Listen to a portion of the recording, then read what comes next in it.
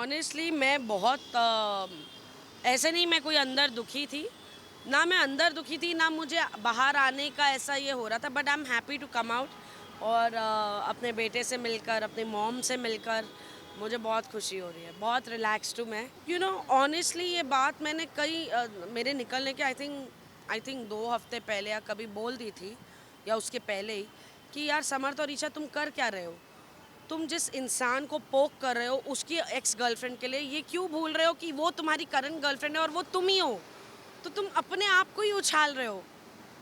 तो उस पर समर्थ ने कहा अच्छा आप ईशा को इम्प्रेस करने की कोशिश कर रही हैं। तो मैंने कहा इम्प्रेस, मैंने कहा तुमको समझ में नहीं आ रहा है मैं क्या बोल रही हूँ, कि तुम अपनी करंट गर्लफ्रेंड का इस्तेमाल कर रहे हो एक दूसरे लड़के को पोक करने के लिए जो तुम्हारी करंट गर्लफ्रेंड उसकी एक्स थी।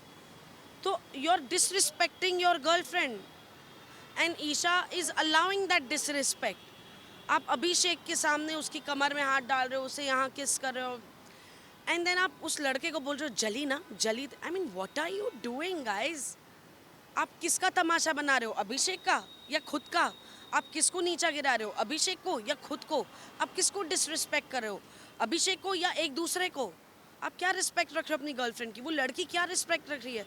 और ये बात मैंने एक नहीं कम से कम 2-3 बार बोली, बट आई थिंक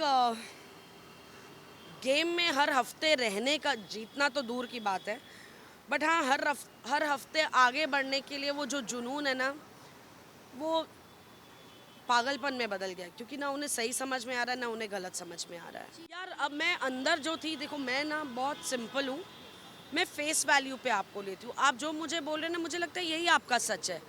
भैया इतनी माइंड गेम्स मुझे खेलनी होती तो अब मैं उन लोगों के बीच में होती, सबसे बड़ी बात। तो फेस वैल्यू पे जो मुझे मिल रहा है, बट बाहर आके जैसे आप लोगों से मैं मिली हूँ, इतने सारे मीडिया के लोगों से मिली हूँ। यार आप लोगों ने कोई पहली बार बिग बॉस या बिग बॉस के कंटेस्टेंट्स को कवर नहीं किया, आप इतने सालों से ये सब कर रहे हो, इतनी पर्सनैलिटीज से आप मिलते हो। It's a mind reading game even for the media people. So in the sense, the way things have gone, and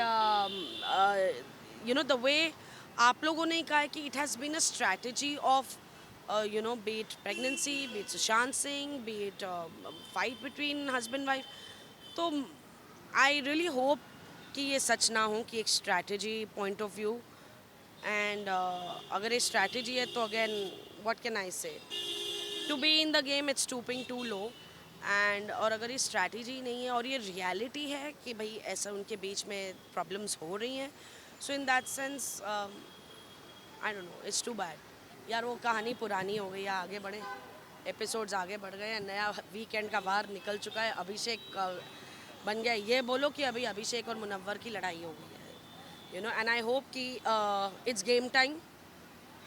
3 हफ्ते रह गए हैं, everybody needs to pull up their socks. Game खेलना ज़रूरी है, रिश्ते हैं और रिश्ते आगे भी रहेंगे। मैं जीत तो ये देखना चाहती तो मुनव्वर / अभिषेक को हूँ, एंड दैट्स माय आंसर। बिल्कुल, और मैं अभी बातें चल रही हैं, अभी मैं आई हूँ। ऑनेस्टली मेरा तो अब तक बिग बॉस का जेट लैग ही नहीं ख़त्म हुआ है, ना वक्त का अंदाज़ा बनता है, रात को नींद नहीं आती, दिन में नींद आ रही है, अजीब सा माहौल हो गया। तो एक्चुअली इस समय मैं घर जा रही थी और मुझे ऐसे गाड़ी चलाते समय नींद आ रही थी, मैंने कहा यार एक कॉफ़ी ग्रैब करती हूँ और फिर निकलती हूँ ताकि जग जाए, क्योंकि वहाँ पे जगने का एक ही था, ब्लैक कॉफ़ी, तो हम वही पीते रहते थे जगे रहने के लिए। सो बस अपनी ब्लैक कॉफ़ी लेने जा रही थी, एंड बहुत जल्द डेफिनेटली कुछ होगा, मैं आप सबको इन्वाइट करूँगी, क्योंकि आपके ज़रिए मेरी ऑडियंस मुझे ढेर सारा प्यार देगी। So I will need that in the future. Thank you.